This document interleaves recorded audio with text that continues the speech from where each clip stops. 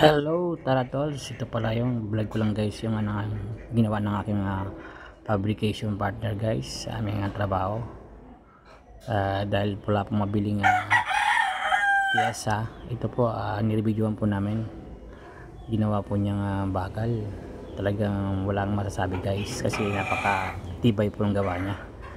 Yan guys, pinafabrication lang namin, ang tibay. Ito na guys, tapos na yung ginawa. Kaya lang hindi ko guys na visual lahat yung detalye. Kaya ito guys yung pinagawa namin, maayos na, quality guys, matibay na matibay. Kabilaan to guys, itong namin ginawa. Pakita ko sa inyo kabila yan, kaya wala kang masasabi, super tibay guys. Yan, tama guys, kitang kita yun naman, bumubukas pa, malupitan guys, malupit talaga guys, napakaganda.